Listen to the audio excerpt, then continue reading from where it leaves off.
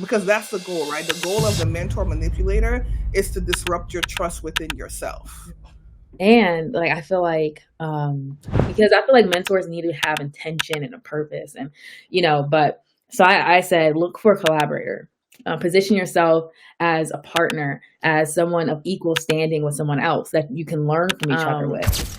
I just think support can look in so many different ways. It could be financial, it could be just emotional, it could be just reposting, it could be commenting. I think Find your values. Your values are the measuring sticks that you use to engage with organizations and engage with other people. Okay, this is serving me. This is not serving me. You list that out and then you utilize that to start creating your boundaries, and you start using micro boundaries. So, like simple boundaries, and they'll buck. I'm so excited for this conversation. How's everybody feeling today? For me, there's time for, and there are going to be seasons in your life where I know that I can do a damn good job. I can be who I am. And as a leader, So do not be afraid of collaboration. As we're learning things, we're gonna make lots of mistakes.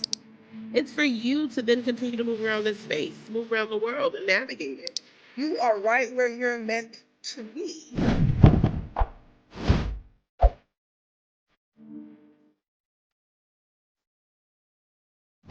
I want y'all to join me in welcoming the brilliant, beautiful, amazing talent, Jada. So I'm gonna do a small introduction of like who I think Jada is to me. And here she is. Here's the beautiful Jada. Here she is. And then I'm gonna let Jada talk a little bit about herself. And tell you more about what she does, and like why this message spoke to her. So today is going to be very conversational, right? I'm going to start there, and Jada's going to just tell us a little bit more about this message. So Jada is a truth teller in my mind, a justice leader. Jada has done a lot of work around wholeness and wellness healing. And then she also loves dirt like me. Like she's also a country girl like me. Yeah, so she's that, and she's so many other things, but just keeping it short and sweet, that's who Jada is to me. She's a wonderful justice leader, healer, passionate about a lot of different things, especially helping women, and creating space for creativity. And that's what spoke to me when I met Jada. And welcome, Jada. yay! I'm so happy to be here. I am so happy to have you. How are you doing, my darling? I'm doing well. I'm doing well. Oh, great. Excited for this topic, to dig into it. Mhm. Yeah. Yeah. I can share a little bit about me. Yes, please share a little bit about you. All right. So, again, my name is Jada McCray. My pronouns are she, her, hers. I'm born and raised in Florida, Kissimmee, Florida to be exact.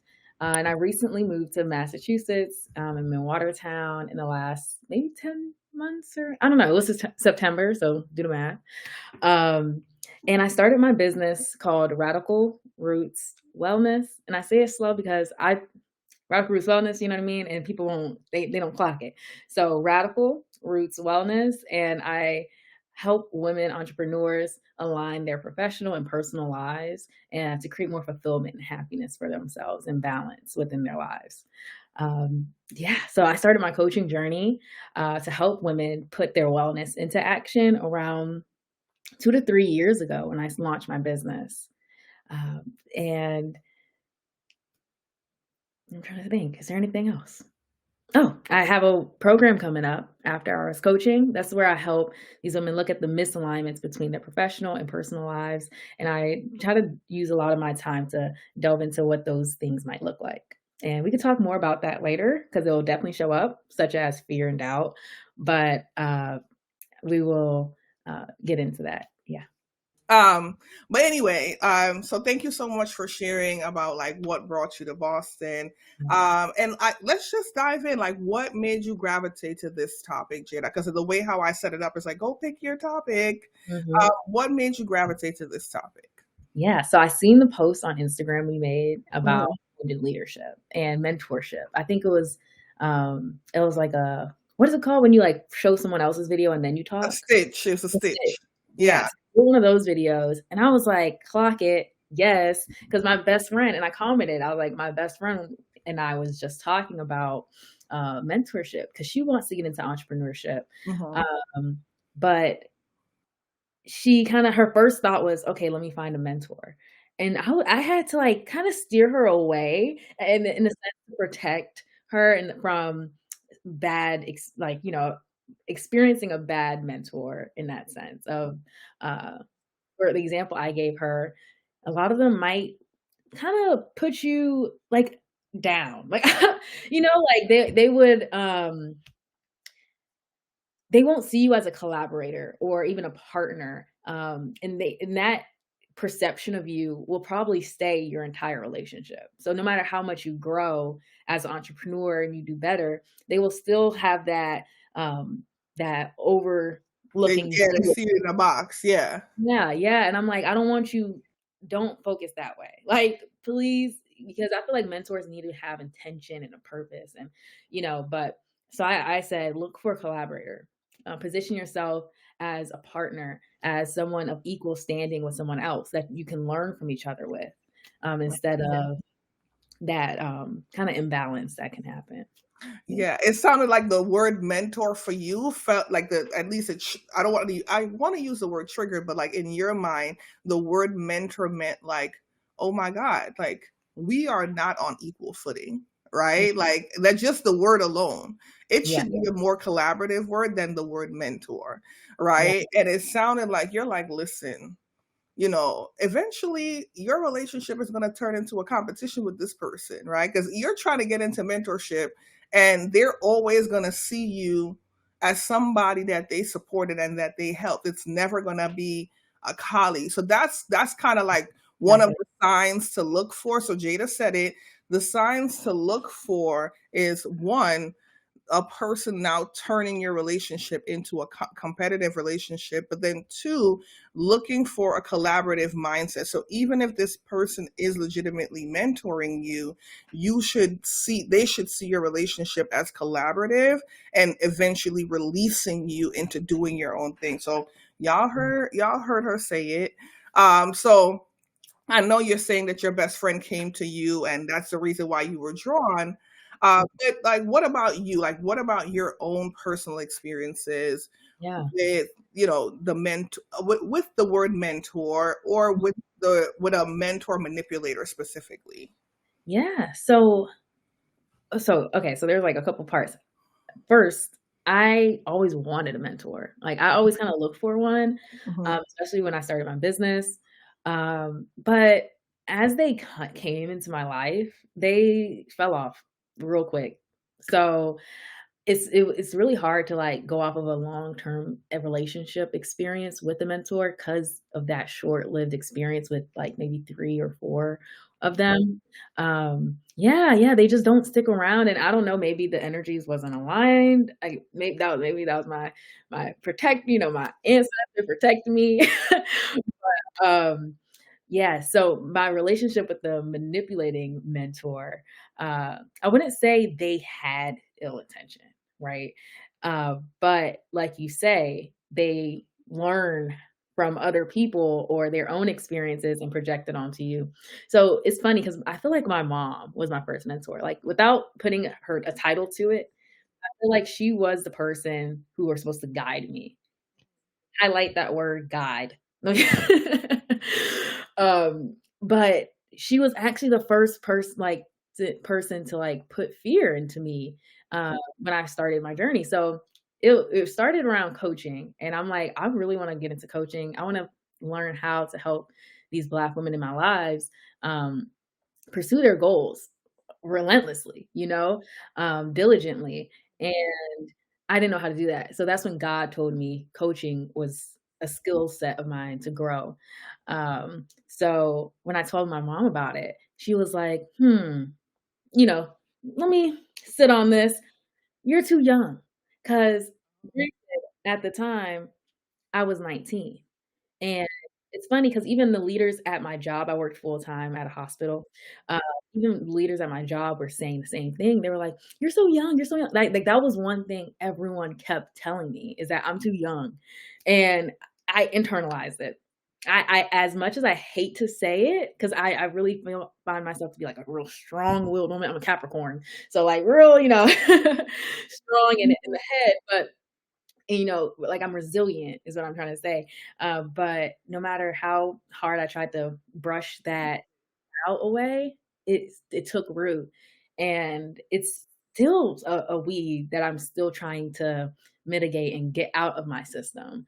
But yeah, it was that you're too young. I think that was the first seed that was planted by a mentor that really like it sounds like it's crazy because like oftentimes when I've had conversations, or at least with myself as with my own coach and having coached other women, like that internalization, right, and that interpersonal communication that you have with these people who say they're mentoring you or they have your best interest. Some of them might have your best interest, right? They might or they may not. Like, I always assume positive intent, but it's like it always that internalization definitely interrupts your trust in yourself and your trust in your ability to actually move forward and take that leap, because then they're putting their perfectionism and their learned behavior on you, right? Versus, you know what, go for your goals, right? Or the thing that you actually want to hear. Because like if someone say they're mentoring you, they will legitimately come with a game plan. Okay, this is what you want to do. All right, here are the very first 5 steps that you should actually take to get there. And they should encourage you to go do research yourself, right? It's also in your own gut, in your own stomach. You should feel like this person is actually giving you real support. If you don't feel in your gut that they're not giving you real support and it feels kind of off to you, yeah. then trust yourself, because that's the goal, right? The goal of the mentor manipulator is to disrupt your trust within yourself. And like I feel like if you're like you said this, and I'm like, oh yeah, that's so good. When you like come to your mentor with a success, or you're feeling good about an idea or anything like that, creativity is flowing through you, and they kind of shut you down. You walk away with tears in your eyes, and you just feel like, ugh, I thought I had something. Yeah. That's another sign. Another Yeah. sign. That's another sign, right? Yeah. And like, I definitely like this is why I really wanted to have the conversation about wounded versus wholeness leadership. And I love that you brought your mom into the conversation, because I know like we're talking about leadership, right? And leadership doesn't only mean in corporate America. It doesn't only mean in entrepreneurship or in blue collar work, right? It's not just your manager. Like leaders exist in the day-to-day life, in our day-to-day lives. Your mom is a leader for you, right? My mom is a leader for me. There are other family members that are leaders for other people. And I love that you brought that in. It's like your mother is like this guide, but like guide is another word for a leader, right? And it's like, I'm not saying that these folks don't have your best interests at heart, but like learn how to be a skeptic, right? Like our parents, sometimes either they're too skeptical or they're not skeptical at all. And it's definitely shapes who we are. And I think in this generation, right, we definitely have to think about like how we can step outside of the box and not be our parents and have those different conversations with our own guides and our own leaders, not just in corporate America. Okay, that was really great, Jada. I love that insight. I just can I add like one little thing. Sure, Um, sure. so basically, like my mom, she had said, "You're too young," right? That's what I heard. But her protection, her reason, like you were saying, they come in with intention. Her intention was good. She said, "I don't want you in a session with someone and they're doubting your capabilities or whatever people might perceive me as. But I'm like, that's not mine to hold. Like, I can't have that. I can't hold that fear of how people will perceive me, because that's so big. That's like, it's a huge one to fight. Your perceptions of people and comparing yourself. And I have to be honest and admit that from that conversation, every time I step into a room professionally, I feel, oh, the screen. Did anything happen?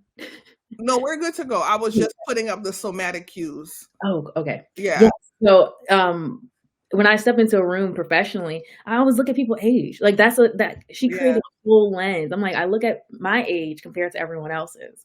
Or that's just another doubt. Like, are they doubting my capabilities? And that's just a voice that always shows up, and it's really sad. Yeah, and like you said, that's that interpersonal communication, Mhm. right? Like, that's the name for it. It's like, I know you've heard of the four eyes, right? And we're not going to talk about four eyes, but that is legitimately the interpersonal communication that you have with other people that ultimately informs who you are, right? And then you have that intrapersonal communication with with yourself, and you're like, oh my God, like, I am now having this conversation with me that they had with me, and I've now allowed their insecurity to play in my mind space. I just had this conversation with my mom about, like, really protecting what you allow into your space. Like, you could receive something, you could be aware of something, but not allow it to play, like, not allow others' insecurity to play in your mind, because it's really that. And that's the mentor manipulator, right? Like, and people do it unintentionally. They have good intentions all the time, but anytime I put the somatic cues up, because, like, you kept saying just now, Jada, about, like, how it made you feel, right? Like, these are, like, the four biggest feelings that you have when the mentor or the guide, who doesn't necessarily have the best intentions, right? These are the things that you feel in your body. These are the clues, right? You feel the tension. And I'm saying in the meetings, but it doesn't necessarily have to be meetings. It can be in conversations, right? Because I'm sure for you, Jada, when you were having those conversations with your mom and those conversations with those ladies at work, like, you felt the tension get real thick, and it shouldn't. Right. Like, you're cutting scissors.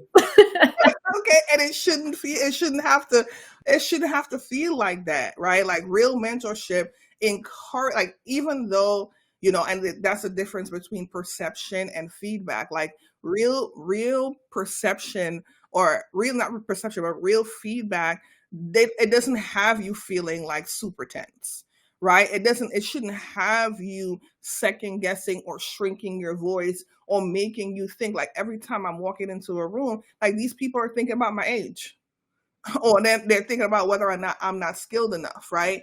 There are 15-year-old doctors, there are 20-year-old doctors who are out here performing surgeries on people.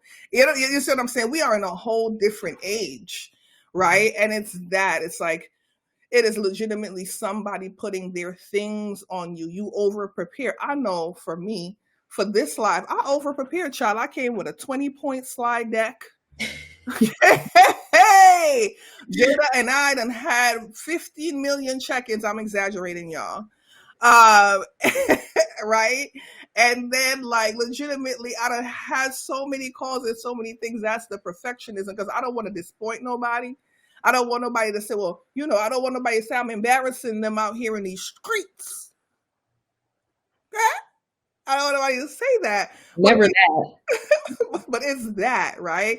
It's legitimately, those things that people spit their water onto you. And I spoke about this in my little 5-minute video. People spit their water onto you, and you swallow it, and, like, now we're here. And then the other biggest clue is, like, you feel guilty for wanting your independence. And this happens big time with families or with mentors that you've had for a very long time, right? You feel guilty for distancing yourself, because you're like, you know what? I'm going to go forth with my idea anyway, despite what you say. And you start feeling guilty. You start feeling terrible for wanting your independence without them, right? How could you even How could I even want to do this thing without them and not tell them? Right? So like it's things like that, especially with your parents. But anyway, Jada, I know I wanted to make sure I bring in those cues because I know you and I talked about that on the back end. But definitely appreciated how you talked about how this affected your leadership because it happens. The other thing I wanted to talk to you about, Jada, is how do you know when people give you honest feedback? Right? Because I think that is something important to talk about. We've talked about all these things, but how do you know when the feedback is real versus them actually managing you, or like your perception of it might be wrong? Mm-hmm. Wow, that's a good question. So I would say there's a lot of things that can go into how honest feedback is being given and how it's being received. Mhm. I think honest feedback is given when it's coming from a place of like their heart. It's a Mhm. heart-centered advice. It's they've sat with what you brought to them. Like they truly listened. Like they're hearing what you're saying. And or they've seen it and they want to impart some wisdom on you.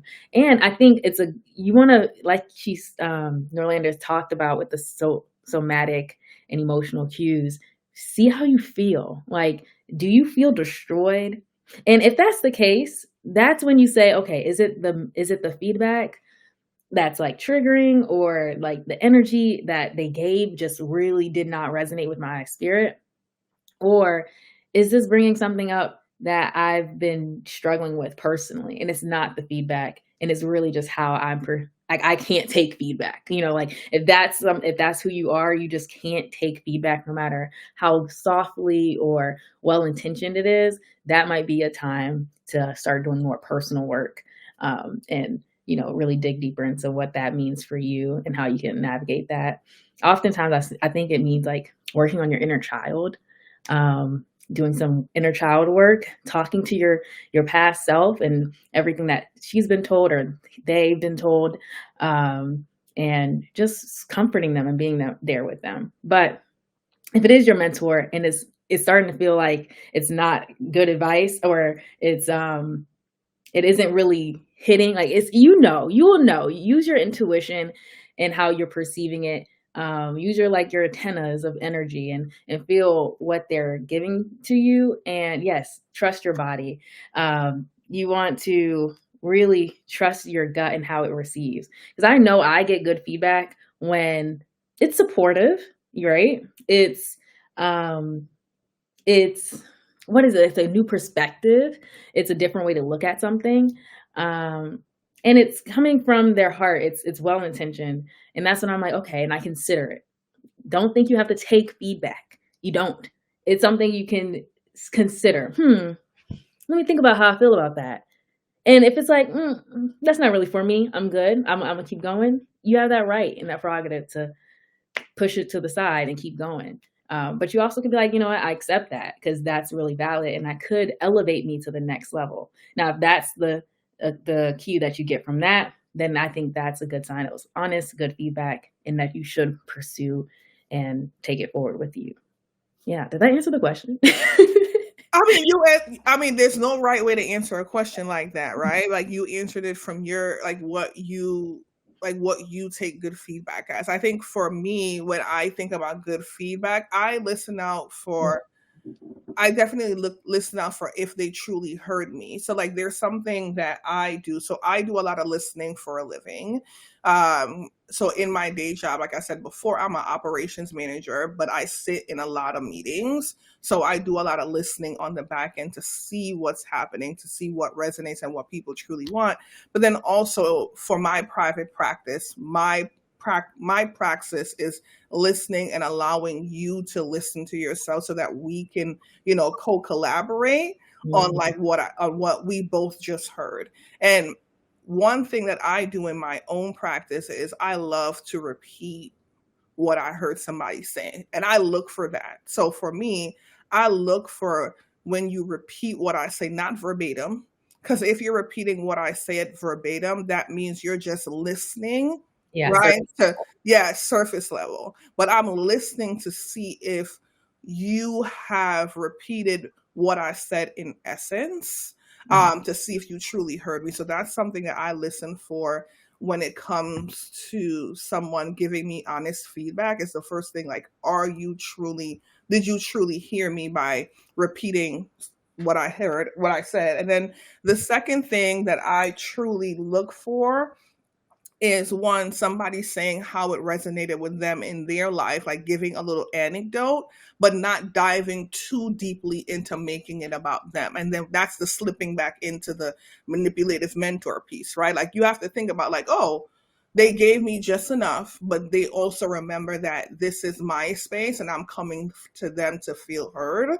And that's how my perception antennas are queued up. Like, I'm looking for those things. The third thing that I definitely look for in terms of like honest feedback, like versus like perception and reality. So sometimes, like, you might, and I do this all the time.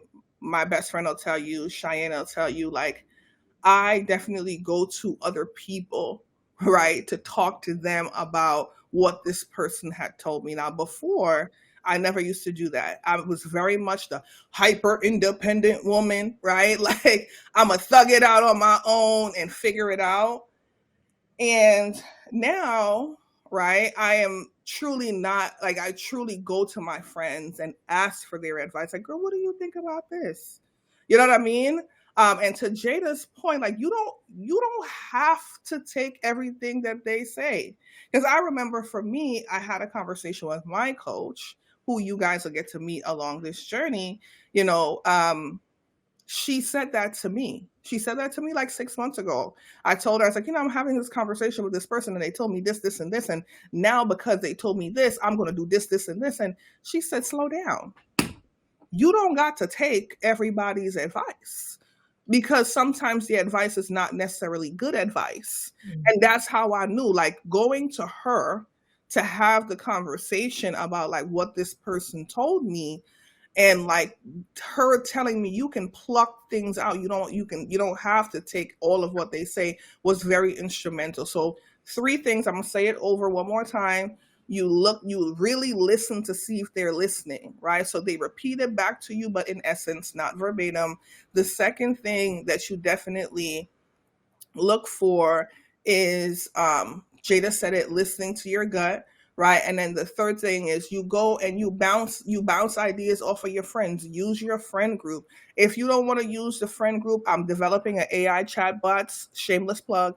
You could go talk to the AI chatbot about it. If it's one thing for sure and 2 things for certain, the AI chatbot not gonna bring back nothing you said to him. Okay, I call him, but he's not gonna bring back anything you said to him.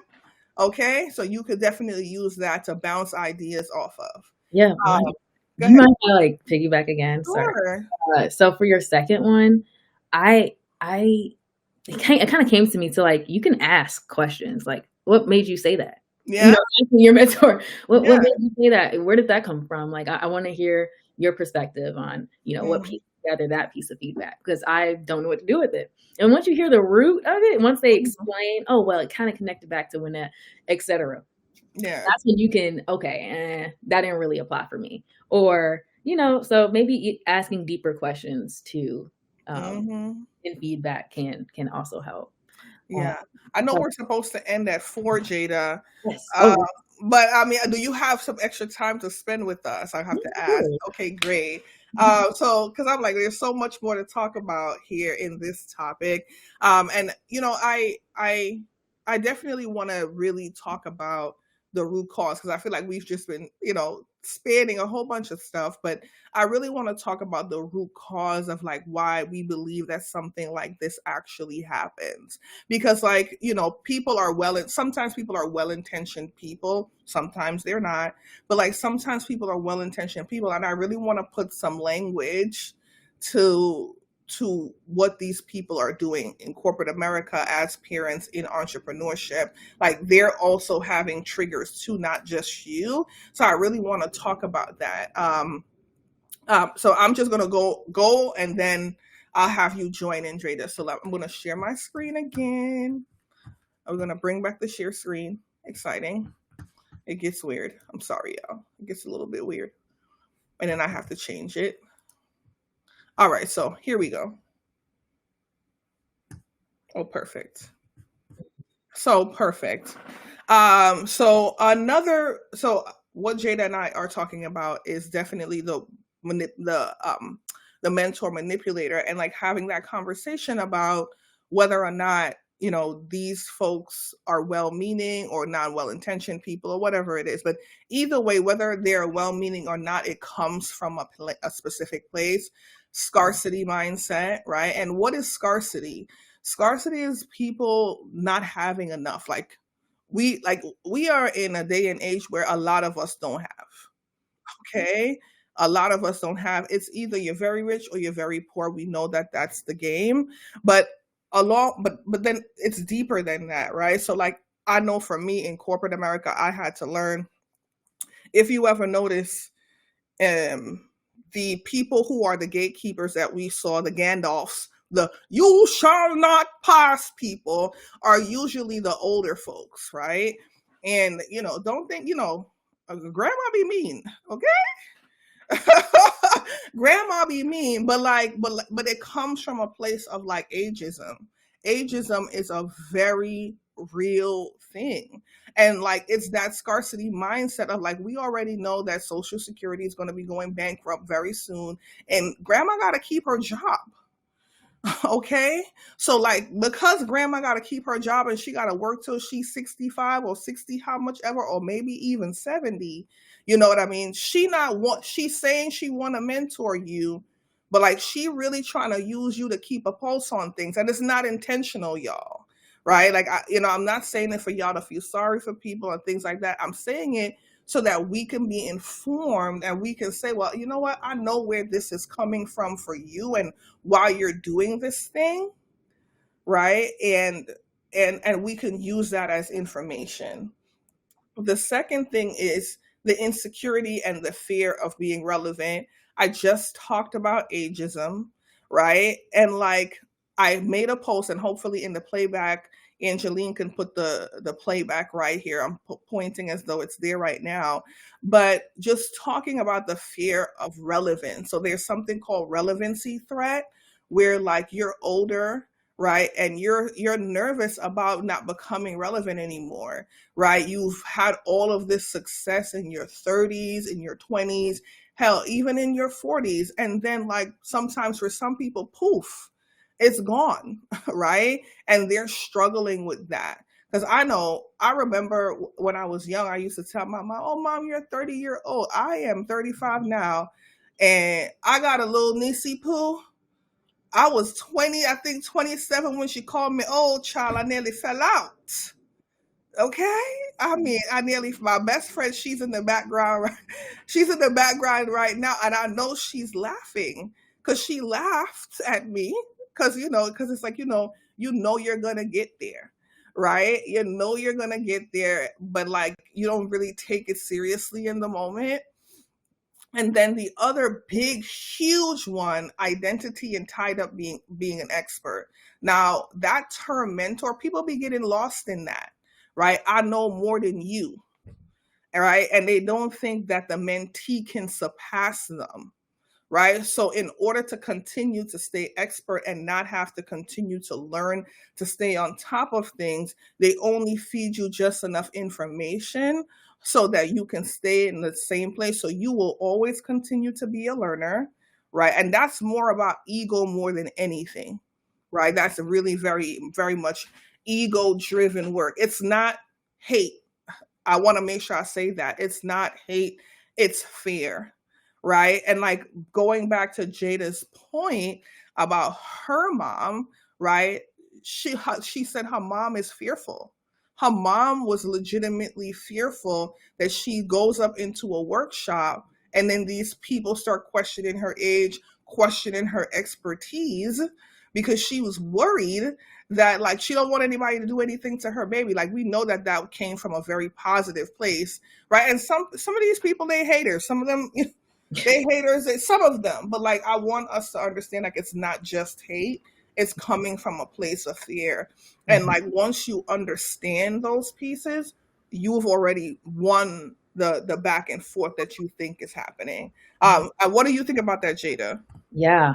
I the only thing I can think is like use that doubt or that reason of why you're not pursuing something as a superpower. Like Yeah. I was recently told that my age is a good thing. That means I can say, this 22-year-old is talking about X, Y, and Z, join. And that will call to people who are either curious about my experience in life or are my age or younger or older, and they will resonate because they know that I'm showing up authentically.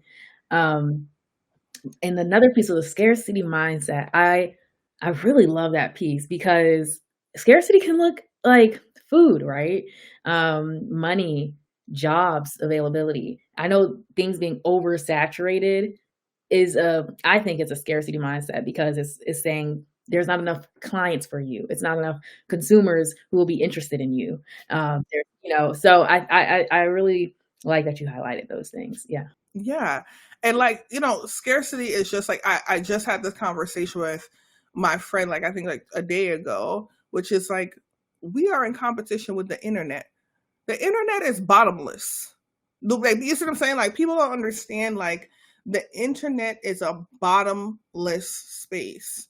We can all fit in there and it still have room, right? And this mindset of like, oh, there is not enough, like that is a old, like I don't want to say it's old, right? But that is not a modern way of thinking in my mind.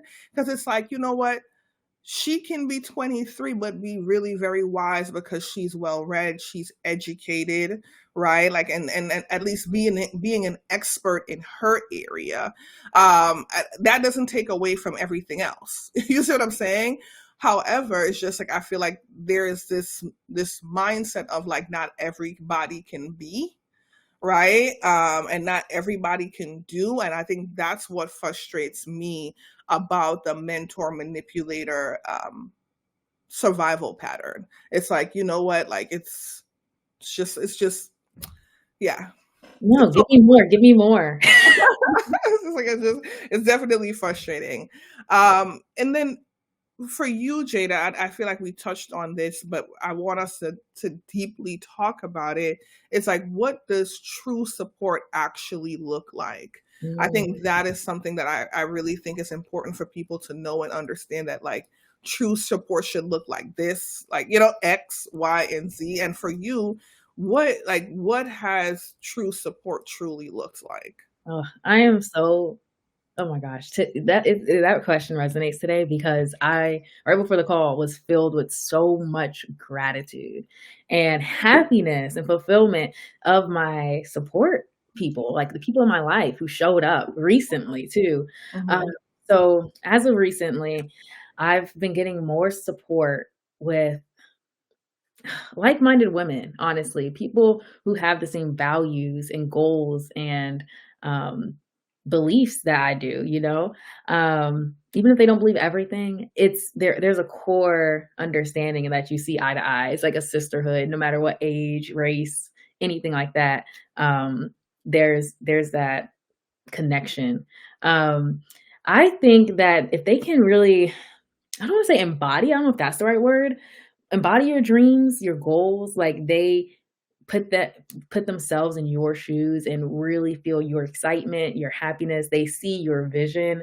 Um, I think that's what support looks like. Like they are really considering it empathetically, your goals, and they support you in it through just being there to celebrate your wins, being there to comfort you during your falls.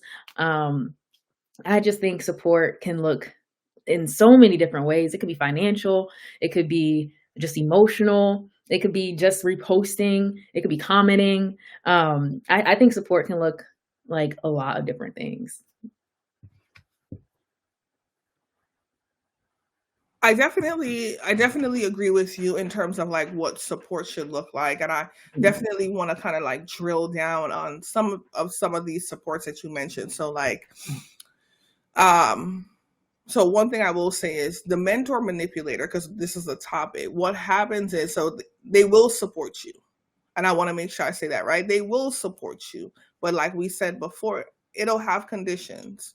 So right, so like if they're going to support you financially, right, they will give you just enough. You see what I'm saying? Like, so real support in my mind should look like, okay, I'm going to support you financially, but I'm not going to tell you what to do with the money. There are mentors like that. Oh, I'm going to dangle this, I'm going to dangle these, oh God, I'll give you the credit card, right? This little credit card. And then I'm gonna tell you, well, you could spend $1,000 on your marketing, but you have to spend it with this marketing person. You have to use this particular funnel. You have to do all of these things. It does not come with conditions. So I love that you mentioned financial support. I also want to talk about. So I'm gonna put up another slide. We have another slide, guys. I want to say, when they support you emotionally, it does not lead to confusion, right? It does not lead. Jada just talked about like it not leading to internalized doubt or internalized guilt or feeling stunted. So if somebody is supporting you emotionally, it's not coming with all of those conditions to make you feel stressed out. Right. I know that for me. So like emotional. So an example of that is, oh, I'm emotionally supporting you. I liked your post. But I ain't watch your post all the way to the end, because I know that that's how that's going to push your stuff through the algorithm. But I liked your post. Somebody who's truly supporting you, they're going to watch your post all the way to the end and make sure it goes through the algorithm. That's real support. Somebody who's supporting you emotionally, they're listening to all the things that's happening to you. They're not listening to respond, right? They're actually listening to be like, okay, friend, and here's what listening to respond looks like. Oh, I'm so very sorry that's happening to you. But girl, this happened to me this week. Can you believe it? This is what's been going on in my life. And they talk about all what's happening with them, right? But forgot about what y'all already was talking about before. You see, that was support. They supported you. They heard you. But like they brought their stuff into the space too. And that's really important. So I love that Jada brought up these topics, right? And like real support looks like real and honest support, which is they're carving space for you, and they're not making you feel like you're not leaving the conversation burnt out, stressed, or stunted. Because I know I've been in situations where it's like I come to you with this conversation and I'm talking to you about this thing, but then I leave our conversation. I am tired. All I want to do now is take a nap. Right? So like it's that. So like for me, that's truly what real support looks like. It does not come with conditions. And I love that we're having this conversation, Jada. I so much appreciate it, about what it should feel like in your nervous system, in your body. And I know I keep putting up this slide, guys. I'm hoping to have it available to you guys so you can get it on the back end. I have more questions for Jada. Ooh. So I think to kind of like close us off a little bit, like, and I think for what you think, Jada, which is how do we leave harmful mentorship dynamics or harmful situations where these things are happening to us, where we're not celebrated, where, you know, they don't make room for our ideas and they're extremely ego driven? Like, how do we leave a dynamic like that? Wow. So you guys heard how I left, ghosted. Let me stop. Either they ghosted me or I ghosted them. But I wouldn't recommend. I don't know. Maybe if that's your jam. But Man, I don't know. I think the first step is to recognize it, right? You have to Mhm. identify, okay, this is not something I want to engage in. Like, create your boundaries. Like, have the conversation with yourself before you have it with them. Talk about Mhm. that did not resonate with you, Mhm. Mhm. Yes, exactly. So you really want to work through, like, okay, what worked, what didn't. Trying to think. Whew. And then once you have that conversation with yourself of, okay, this is not the mentor I want. What is a mentor that you want? What is that ideal relationship that you're desiring for yourself and for your growth? And then I would have that conversation if you're feeling like it. But I do know there's some people who are in really toxic situations where they don't even feel comfortable ending it. And that sucks because, I mean, this is your life, your world. You have to own it. Like, this is your experience.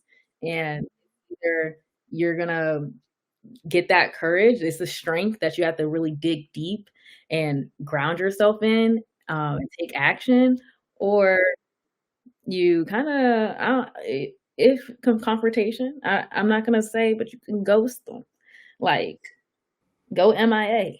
I don't know, but I'm really interested in what Norlander has to say. No, I mean, no, I love that, you talked about using boundaries, right? And I know, like, in today's day and age with the internet, it's really difficult to create boundaries, and we have people on the internet talking about creating boundaries and how you do that, but it's easier said than done, because I myself have has gotten up here on LinkedIn, on Instagram, on all of my reels, and talk about leaning into your boundaries, but that stuff takes practice, right? Like, I didn't know nothing about boundaries until 3 years ago, right? Which is why, a lot of us get into these situations of, like, being deeply empathetic to someone else's situation, or being, like, overly compassionate, right? Or allowing people to play their insecurities to play in our minds, right? So when you say when you see here that it says use micro boundaries, and hopefully from this replay, I've created books to help support people in thinking about how to start to create boundaries, right? Because it's really hard when you've lived in a culture that, like, especially in corporate, where they want you to be a team member and you don't want to seem difficult and you don't want to, you know what I mean? Or even in entrepreneurship, you want to be a girl's girl, you want to do all of those things and support other women. It's really the first thing I always say to women who are stuck in a pattern like this is, first thing, and I know it says here boundaries, but I'm gonna give you, like, one little tidbit. Find your values. Find your values. Like, after you've named and understood that this is where you are in the situation with this person, and you've in the interrupted, not disrupted, but interrupted the pattern, you now have to ground yourself in your values. So they're all over the internet, and I'll probably pin one on my Instagram page that talks about how to actually learn what your values are. How do you create value systems for yourself? So, you see how a lot of these businesses and a lot of these places that y'all work for have values? Y'all should have values too. Your values are the measuring sticks that you use to engage with organizations and engage with other people. So when you create values and you want to come and have conversations with me, you want to come and have conversations with Jada, you use your values as a guiding lens or a stick, or your glasses. See these little red glasses I got right here? That's what you use it as, your lens, right? To know whether or not these spaces are for you. And then you use that to create your boundaries, right? So you've listed out your values, and then you start to think about, like, what is serving me in this situation? Okay, this is serving me this is not serving me. You list that out, and then you utilize that to start creating your boundaries, and you start using micro boundaries. So like if you are working with this individual at work, your mentor of sorts, right? You start creating small boundaries for yourself. Oh, nope, I no longer use text messages. I only respond in email. You know what? And those are the small things. Oh, nope. I only respond in email from 9 to 5. So it's simple as putting a bounce back message. Mhm. Oh, I am in my emails from 9 to 5, right? Anything before 9 a.m. is me and my time. Simple boundaries, and they'll buck. They will buck. If I They can will, yeah, go ahead. Connecting the meaning for your boundaries. Like, what does it mean to you? Why are you setting that boundary? Like, connecting it to an experience that you might have had with it. I think that would be a great reminder. So when your boundaries start to get a little flexible, a little weak, you remember why. You're like, oh, wait, now I'm going to step even harder on this boundary because I'm preventing it from going down playing H that it went down, 6 years ago, so connecting that reason or that meaning and that purpose behind the boundary, remembering it, I think is important. It's important. And then this one with keep receipts right here. I know I'm pointing up, but this one, keep receipts, is super significant. And like, this is not for the parents aspect, but this list was created for the girls at work and the girls in entrepreneurship and who have those mentors. Keep your receipts, right? And what that looks like is if you're at work and you have a mentor at work, and I'm gonna say it secretly, start saving things, okay? Start saving the emails. Because what happens is, especially in corporate, they will gaslight you in email and leave you off of emails and act like you were on the emails. So save your things. Save your things. Okay? Let me see. I think. Okay. Save your things. Okay? That's what I'll tell you. Save your things. The next thing that I want you guys to actually do in terms of like keeping receipts, keep emotional receipts. So, and this is what I mean, emotional receipts. Start journaling about like how this person made you feel on this day. Like, what were the interactions like on specific days? You start writing those things down. Okay? Because those things is not only for HR. So that's another thing. HR is not your friend. So when you go in for a job, if they don't have a people culture or a people team, they have an HR is not your friend. Okay? That is why you have to write everything down, but not just for them, but also for yourself, so that you can remember how they made you feel and you can return to that. Like Jada said, when your boundaries get flexible. There's no flex for me. There's no flex over here. Okay? There's no flex. And the other thing is, I think Jada mentioned this earlier, is affirming your own path. Right? Jada said this earlier in talking about herself, and she just made the leap. She done moved to Boston. Okay? Everything okay, Jada? Yeah, everything's good. Someone was walking in. Sorry. I'm like, oh God, Jada looking, she's just staring. Yeah. But yeah, just affirming your own path and understanding like what, like knowing where it is that you go. I saw a post recently from Coco. She said something like, you have to be a little bit delusional, right? I think I want to play it. Hopefully it doesn't get striked. But I made the post on Instagram about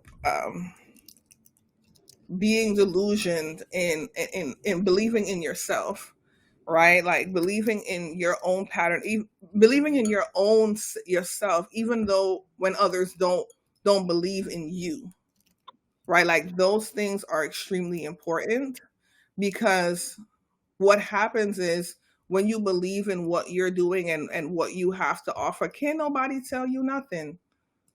Can't nobody tell you nothing. They're not going to shake you. right? We on this vast internet right now. But just to wrap things up, because I feel like let's just wrap it up. Being that you've been in all of these facilitated spaces, Jada, how have you protected your leadership, right, and protected your peace along the way? Yeah. Wow, that's a great question. How do I protect my peace and my leadership? Well, I think definitely taking time for myself, like isolation, but like not isolation. You know what I mean? Solitude, I think might be a better word. Going off and just spending more time digesting and processing things that has happened in my past, or that I've taken with me, and just kind of grounding myself in my own being. I think doing meditations have helped create that peace, those thoughts that can enter your atmosphere and disturb you. I think meditating has been a great way to release those thoughts and get grounded into who I am and authentically and lead with that. So I think that's been my biggest piece, was breathing, meditating, taking that time to enjoy my hobbies and connect with myself again. Because I feel like a lot of times we can get swept up and not connect with our own, beings.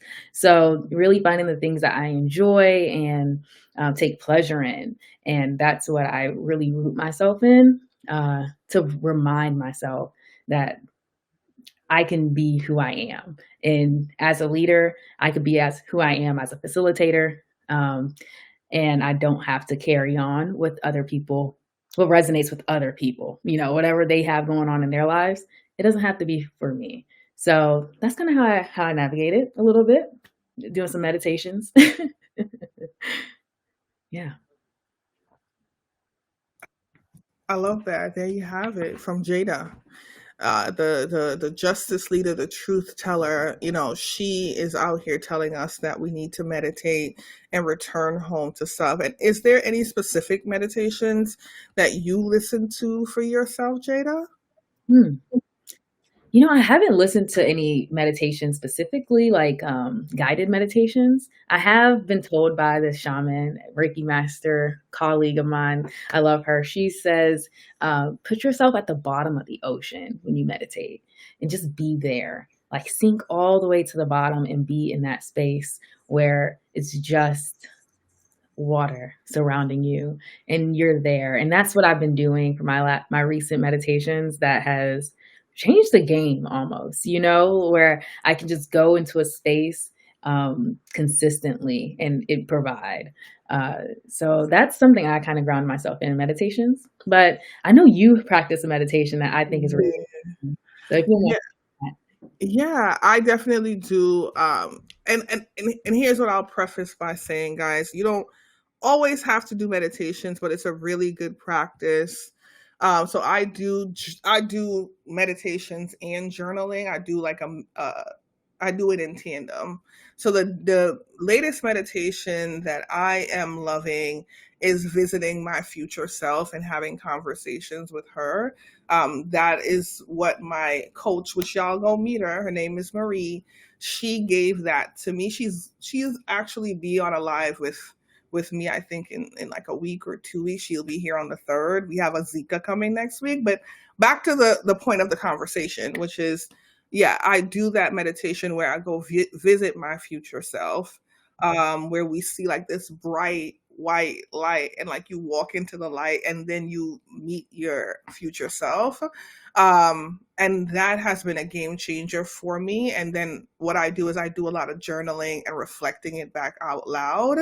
And I do a lot of coherence work. And what I mean is like, okay, now that I've reflected all of this information and I've gotten all of this information from my future self and I sit with it, but then I also cohere it to what I'm doing with my life now and how can I utilize it to light my path, kind of like the yellow brick road almost, which has been a phenomenal experience. That's actually what birthed this series, honestly. Like I had a conversation with my future self. Her name is Nona.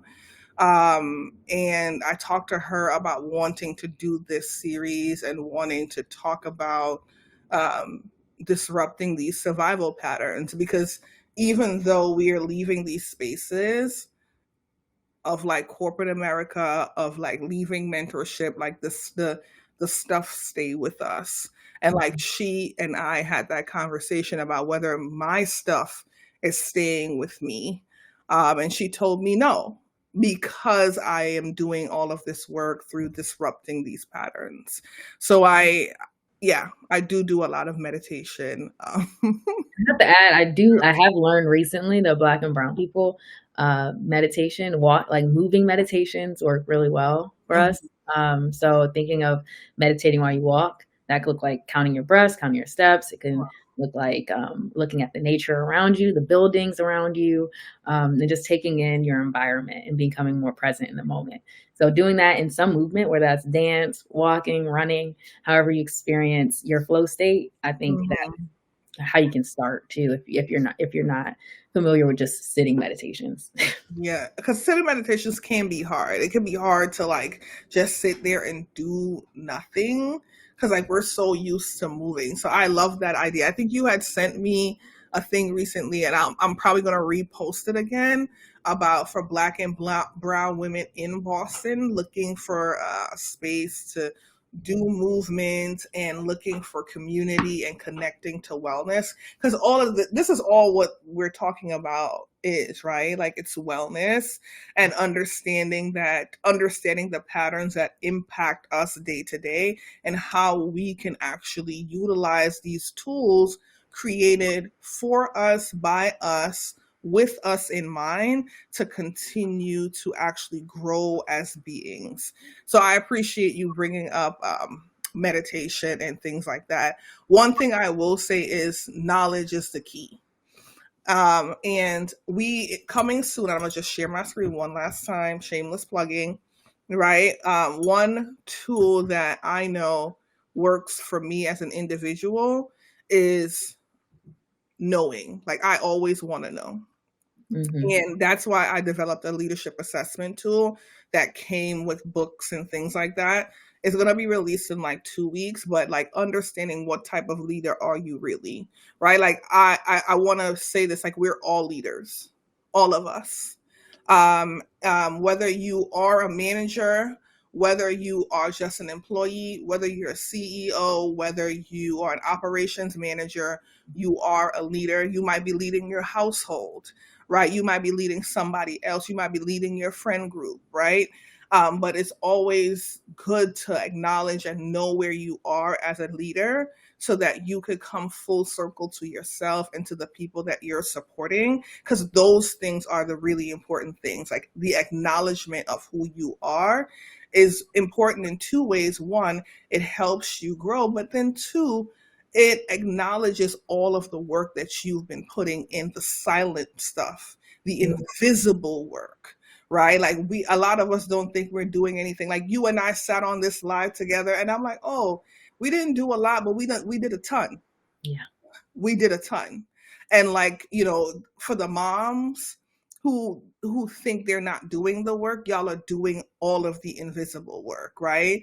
To the fathers, right? Y'all are also doing the invisible work by leading your family, right? By leading your women, leading your children. And it's the same. And for me, that's why I created these things. And you deserve a soft place to land.